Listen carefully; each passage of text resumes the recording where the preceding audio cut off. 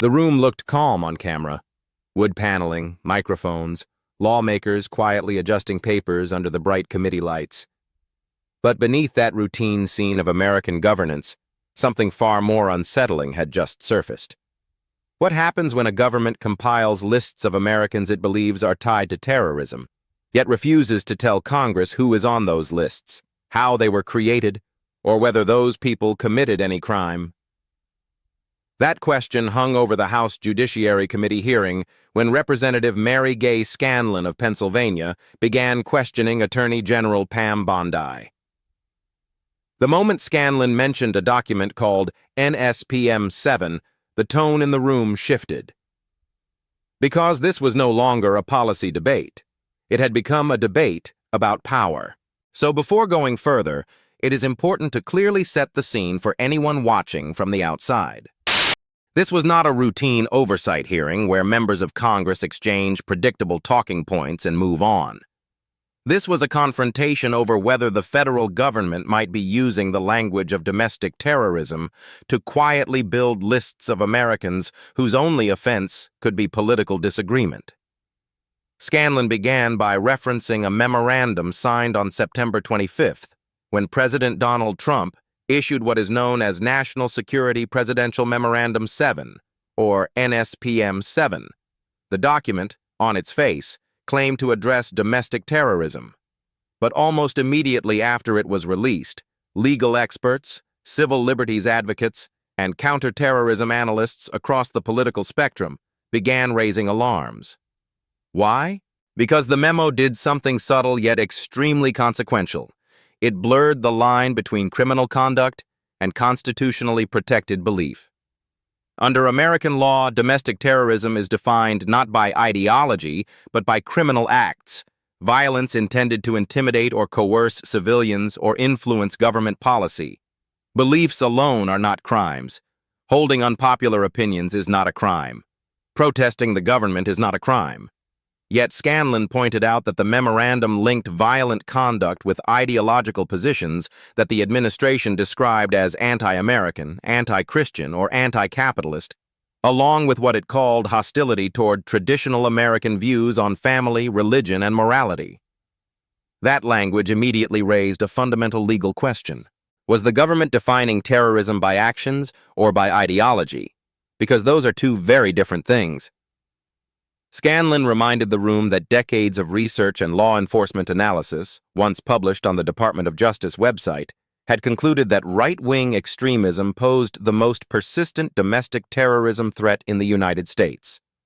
Yet shortly after the memorandum appeared, portions of that research quietly disappeared from the DOJ website. At the same time, the administration's directive seemed to focus almost exclusively on left-wing extremism. And then Scanlon arrived at the line in the memorandum that would drive the entire exchange. Section 3. That section directed the Attorney General to provide the President and Stephen Miller with a list of organizations or entities whose members were engaged in acts meeting the legal definition of domestic terrorism. A list. Not a theoretical discussion, not a research project. A list of groups the federal government believed were tied to terrorism. Scanlon then walked the timeline forward. On December 4th, Attorney General Pam Bondi directed the FBI and other law enforcement agencies to compile such a list by January 3, 2026, and to update the report every 30 days. That meant one of two things had to be true. Either the list existed, or the directive had not been carried out. So Scanlon asked what sounded like a simple question. "Can we assume," she said carefully, "that you or persons under your direction at the Department of Justice have prepared that list of groups or entities designated as domestic terrorist organizations?" Then she paused and clarified something very important. "That's a yes or no question." For a moment, the hearing room went still. Attorney General Pam Bondi leaned toward the microphone. "I'm going to answer it yes or no," she said. But what followed was not exactly yes, and not exactly no. What followed was something far more revealing, because instead of confirming or denying the existence of the list, Bondi began talking about Antifa. And in doing so, she may have revealed more than she intended. Instead of answering the question directly, Pam Bondi shifted the ground beneath it. She said she would answer yes or no, but then she began describing an arrest in Minneapolis, mentioning an Antifa member taken into custody and a violent incident that investigators were examining. And that moment, subtle, almost procedural on the surface, is where the entire hearing pivoted. Because the question Mary Gay Scanlon had asked was not about a specific arrest. It was not about Antifa. It was not even about a single investigation. The question was about a government list. A list compiled under a presidential directive. A list identifying groups or entities whose members allegedly engaged in acts of domestic terrorism. And more importantly, a list that, according to the memorandum, would be reported directly to the White House. Scanlon immediately cut in. "I asked a question," she said, clearly irritated, "and I don't want an answer about a specific incident." Then she reminded the Attorney General of something that almost never happens in congressional hearings unless the stakes are high. Her time belonged to her, and the question still required a yes or no. At that point, the exchange became less about Antifa and more about control of the narrative, because Scanlon understood something that every experienced trial lawyer recognizes instantly. When a witness begins answering a question that was never asked, it usually means the original question is dangerous. So she brought the conversation back to the central issue. If such a list existed, would the Department of Justice provide it to Congress? Bondi's answer was careful. "We will comply with the law in all matters." On the surface, that sounded reasonable, responsible, even reassuring. But legally speaking, that sentence avoided the question entirely, because compliance with the law does not automatically mean disclosure to Congress unless disclosure is required by law, and that distinction is crucial. So Scanlon asked again, slightly sharper this time. "Will you commit to providing this committee with your list of entities that you recommend be designated as domestic terrorist organizations?" The room waited. Bondi leaned back slightly and delivered a sentence that, in retrospect, may have been the most revealing statement of the entire exchange. "I'm not going to commit to anything to you because you won't let me answer questions." That line shifted the atmosphere immediately, not because of what it said, but because of what it implied. A sitting attorney general had just refused, on the record, to commit to sharing with Congress a list of Americans or American organizations potentially labeled as domestic terrorists. That is not a small procedural disagreement. That is a constitutional tension. Because Congress is not merely an audience in these hearings. Congress has oversight authority over the Department of Justice. And oversight only functions when information flows from the executive branch to the legislative branch. Scanlon did not miss the significance of that moment, so she reframed the situation in a way that forced the logic into the open. "Okay," she said, "then we do understand that your current position is that you have a secret list of people or groups that you are accusing of domestic terrorism, but you won't share it with Congress." That statement hung in the room. Bondi did not directly contradict it, and that silence mattered. Because in law, and especially in congressional testimony, what a witness does not dispute can become just as important as what they confirm. Scanlon then did something prosecutors often do when building a case before a jury. She introduced a comparison that exposed the inconsistency. When the United States government designates an entity as a foreign terrorist organization, there is a formal process. The designation must be reported to Congress. The organization itself is notified, and the entity has the opportunity to challenge that designation. Why? Because the government can make mistakes, and because the consequences of a terrorism designation are enormous. Financial restrictions, surveillance authorities, legal stigma, and reputational destruction. So if those safeguards exist for foreign organizations, Scanlon asked implicitly, why would American citizens or American organizations receive less due process? Her argument was simple. If the government labels a group as terrorist, that group must have some way to know and some way to respond. Otherwise, the label becomes a weapon. And that is where Scanlon pushed the hearing into its moral core, because she began naming names. She warned that such lists could include Americans who had never committed acts of terrorism at all, but merely disagreed with the administration. People like Renee Good, people like Alex Prey, religious leaders, local elected officials, members of civic organizations such as indivisible groups operating across the country. And then she added a comparison that sharpened the contrast even further. Those lists, she said, might include peaceful political activists, but they might not include organizations like the Proud Boys or the Oath Keepers, groups whose members had already been convicted in connection with violent acts. The implication was impossible to ignore. Was the definition of domestic terrorism being applied consistently or selectively? Scanlon then reached back into American history for a warning that every student of political power immediately recognizes. Americans have never tolerated political demagogues who use the government to punish people on an enemies list. That phrase, enemies list, is not accidental language in Washington. It is a reference that carries enormous historical weight.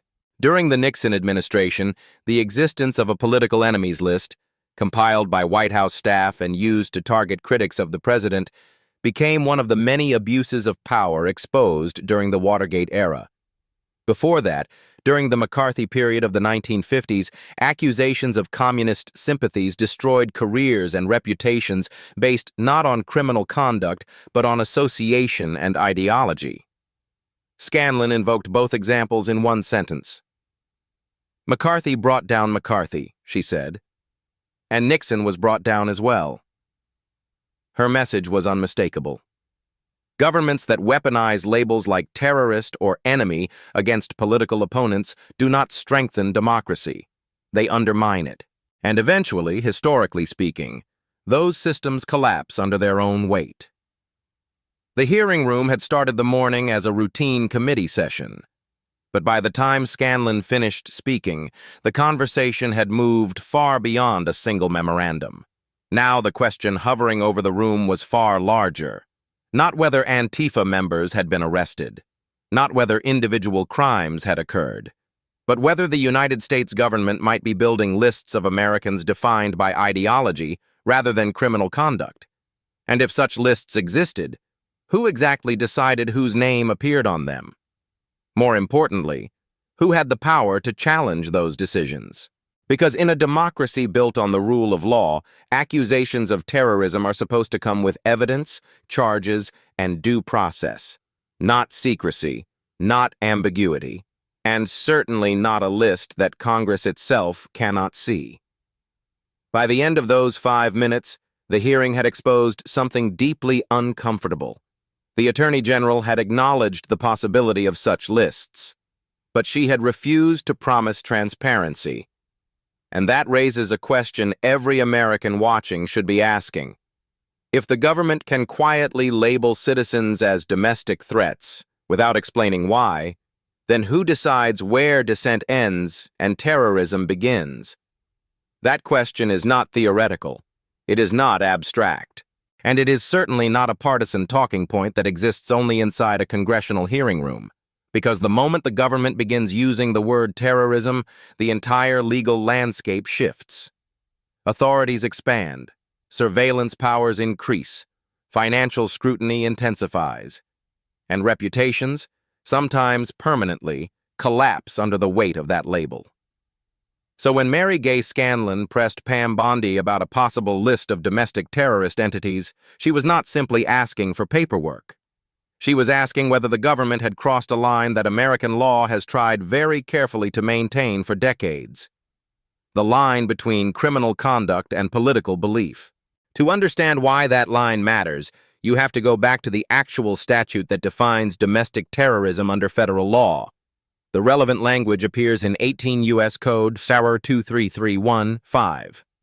The statute does not define terrorism by ideology. It does not define terrorism by political identity. And it does not define terrorism by whether someone criticizes the government. Instead, the statute focuses on acts. Violent acts that violate criminal law. acts dangerous to human life, acts intended to intimidate or coerce a civilian population or influence government policy through violence. Actions, not thoughts, not opinions, not ideological hostility. Yet the memorandum Scanlon referenced earlier, NSPM 7, signed on September 25th, introduced language that seemed to blur that distinction. The document linked violent conduct with ideological categories such as anti-American beliefs, anti-Christian beliefs, anti-capitalist beliefs, and hostility toward traditional American views. That shift may look subtle on paper, but legally it represents a major change in framing, because once ideology enters the definition of threat, the scope of suspicion expands dramatically. And that is precisely what alarmed counterterrorism experts when the memo first appeared. Many of those experts had spent years studying domestic extremist violence. Their research, widely published and previously hosted on the Department of Justice website, consistently showed that the most persistent domestic terror threats in the United States had historically come from right-wing extremist movements. But according to Scanlon's statement during the hearing, much of that research disappeared from the DOJ website shortly after the administration issued the memorandum. If that claim is accurate, it raises another critical question. Why remove decades of research at the exact moment a new policy directive begins focusing almost exclusively on left-wing extremism? Because policy shifts are one thing, but rewriting the evidentiary record that informs those policies is something else entirely. And that brings us back to the issue of the list. Remember the timeline Scanlon laid out during the hearing. September 25th, the President signs NSPM 7. Section 3 of that directive instructs the Attorney General to provide the President and Stephen Miller with a list of groups or entities whose members are engaged in acts meeting the definition of domestic terrorism. Then, on December 4th, Attorney General Pam Bondi instructs the FBI and other law enforcement agencies to compile that list. And the directive includes a deadline, January 3rd, 2026, with updates every 30 days. This is not speculative language. Those are operational instructions, which means the Department of Justice would have had to begin collecting intelligence, reviewing cases, analyzing organizations, and determining whether certain groups should be associated with acts meeting the definition of domestic terrorism. In other words, the machinery of federal law enforcement would have been mobilized to produce a report identifying domestic threats. Now consider what happens if the standards guiding that process are unclear, or worse, ideological. Imagine being a nonprofit organization that organizes protests against government policy. Imagine being a church that advocates for immigration reform. Imagine being a civic group that coordinates demonstrations about economic inequality. None of those activities are illegal. In fact, they are protected by the First Amendment. But if the government begins associating ideological hostility with security threats, the space between lawful activism and suspected extremism becomes dangerously narrow. That is why civil liberties advocates reacted so strongly to the memorandum. They were not defending violence. They were defending the constitutional principle that belief alone cannot be criminalized. Scanlon pushed this argument directly into the hearing room when she warned that the administration could be compiling lists that include Americans who had never committed acts of terrorism. She named two individuals specifically, Renee Good and Alex Prey. Her implication was stark. If the government begins labeling individuals or organizations as domestic threats without transparency, those people may never even know they have been accused. And if they do not know, they cannot defend themselves. That is not merely a procedural issue. That is a fundamental problem of due process. Because in the American legal system, accusations are supposed to be tested. Evidence is supposed to be presented. And the accused are supposed to have an opportunity to respond. Secret lists short-circuit that entire process. History offers several cautionary examples. During the Cold War, accusations of communist sympathies were often enough to destroy careers. Government employees lost their jobs. Artists were blacklisted. Academics were investigated. And many of those accusations were based not on criminal conduct, but on association or ideology. The phenomenon became known as McCarthyism, named after Senator Joseph McCarthy, who led investigations that often relied on guilt by association rather than proof of wrongdoing. Scanlon invoked that history for a reason. Because the logic behind McCarthyism was simple. If the government can define ideological hostility as a threat, the number of potential suspects becomes almost limitless. That is why the American legal tradition eventually rejected that approach. The government must prove actions, not merely beliefs. But the hearing raised a troubling possibility. What if that principle is quietly eroding again? What if the label domestic terrorism is being applied in a way that stretches beyond criminal conduct? And what if the people responsible for compiling those lists are not required to disclose them even to Congress? That is where the exchange between Scanlon and Bondi becomes more than a political argument. It becomes a test of institutional accountability, because Congress exists in part to ensure that executive agencies, including the Department of Justice, do not operate entirely behind closed doors. Oversight hearings are supposed to pull information into public view. They are supposed to force officials to explain how policies are implemented. And they are supposed to reveal when the exercise of power begins to drift away from the constraints of law. Yet in this case, when asked a direct question about the existence of a list of domestic terrorist entities, the Attorney General declined to commit to sharing that information with the committee responsible for oversight. That refusal alone does not prove wrongdoing. But it does create uncertainty.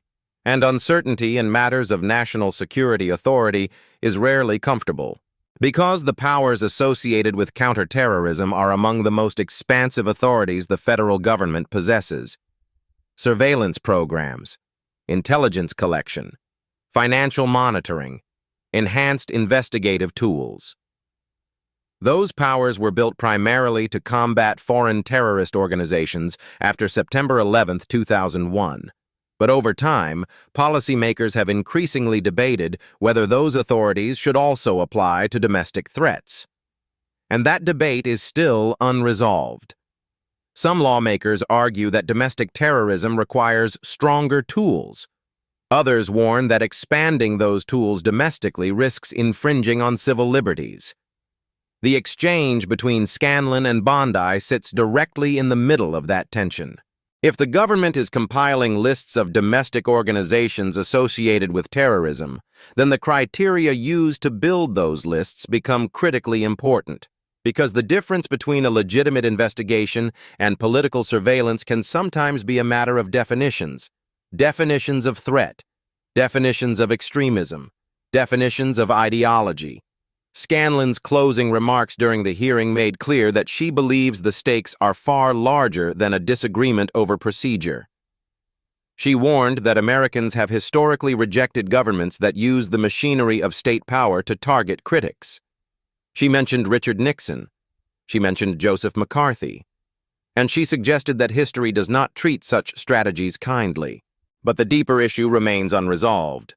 The Attorney General did not confirm the contents of any list.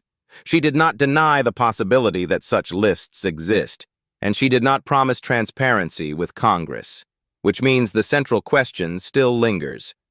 If the government is identifying domestic threats behind closed doors, who decides which Americans fall under that definition, and what evidence is required before someone's name appears on that list? That question takes us beyond the hearing room and into something much larger than a clash between Gay Scanlon and Pam Bondi. Because the real issue is not whether a single list exists. The real issue is what happens to a democracy when the government begins operating with categories of suspicion that ordinary citizens cannot see and cannot challenge. Think about the logic for a moment. If the Department of Justice identifies an organization as a domestic terrorism concern, that label does not remain confined to a memo on someone's desk. It travels. It moves through federal databases. It reaches investigative units. It can shape how law enforcement officers interpret protests, political gatherings, or public demonstrations. Once a label like that exists inside the system, it quietly changes how institutions react to the people associated with it. Banking compliance teams may flag financial activity. Investigators may open preliminary inquiries. Analysts may monitor communications and events linked to that organization. None of that necessarily requires a criminal conviction. Sometimes it does not even require a formal accusation. It simply requires the suspicion that a group fits a category defined somewhere inside the federal bureaucracy. That is why the difference between transparent designation processes and secret internal lists matters so much. When the United States government designates a foreign terrorist organization, the procedure is explicit. The designation is published. Congress receives notice. The organization itself is informed, and the entity has the legal right to challenge that designation in court. That system exists precisely because governments make mistakes. Intelligence assessments can be wrong. Evidence can be incomplete. Political pressures can distort judgment, so the law builds in safeguards. But what Scanlon suggested during the hearing is that the administration might be operating under a different model when it comes to domestic groups. A model where a list is compiled. A model where ideological categories appear alongside criminal conduct. And a model where even Congress, the body responsible for oversight, may not have access to the information. If that interpretation is correct, then the implications extend far beyond partisan politics. Because the Constitution does not divide Americans into categories of approved and unapproved political belief.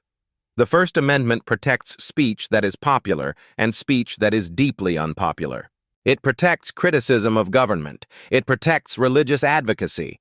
It protects political organizing across the ideological spectrum. Those protections exist precisely because American history has repeatedly demonstrated how easily power can be abused when governments begin policing belief rather than action. That is why the closing moments of Scanlon's remarks carried a tone that was less about argument and more about warning. She reminded the room that Americans have seen what happens when political leaders begin compiling lists of perceived enemies. During the McCarthy era, accusations of disloyalty destroyed careers with little evidence and almost no due process. During the Nixon administration, the existence of a political enemies list became a symbol of how state power could be directed against critics of the president.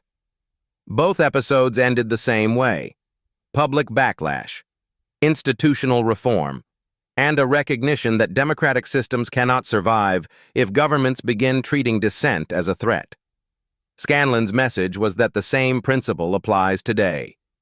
If an administration believes certain Americans are engaged in domestic terrorism, the government must prove that claim with evidence of criminal conduct, not with ideology, not with vague references to hostility toward traditional values, and certainly not with lists that the public, and even Congress, cannot examine. Because the danger in systems like that is not just the possibility of one mistake. It is the possibility of normalization. Once secret classifications exist, they tend to grow. More analysts contribute. More agencies reference the information. More individuals and organizations become associated with those categories. Over time, the system becomes self-reinforcing. And the original question, whether the evidence justified the classification, fades into the background. Instead, the label itself becomes the justification. That is why the exchange in that hearing room matters. It was only 5 minutes. 5 minutes in a long day of congressional testimony. But in those 5 minutes, a member of Congress forced the nation's chief law enforcement officer to confront a simple question. Does the federal government maintain a list of American groups associated with domestic terrorism? And if such a list exists, will the public's elected representatives be allowed to see it? The Attorney General did not provide a direct answer. She referenced an arrest. She mentioned Antifa. She declined to commit to sharing the information with the committee, and the hearing moved on. But the question did not disappear. Because the issue raised in that exchange is not really about one administration or one policy directive. It is about the boundaries of power in a constitutional system. A government strong enough to protect the public from real threats must also be restrained enough not to treat political disagreement as a security risk. That balance is not easy, but it is essential. And when those lines begin to blur, the responsibility to ask hard questions does not disappear. It becomes even more important. So here is the question that remains after that hearing ended and the cameras turned off. If the government can quietly classify Americans as domestic threats without public accountability, how would anyone know where the line between dissent and danger is being drawn? And more importantly, who ensures that line is drawn according to law rather than politics? If you believe transparency and the rule of law matter in moments like this, then this conversation cannot end here. Share this video so more people understand what happened in that hearing. Leave a comment with your thoughts on whether Congress should have access to any such lists. And if you want to continue examining moments where power and accountability collide inside the halls of government, make sure to subscribe so you do not miss the next investigation.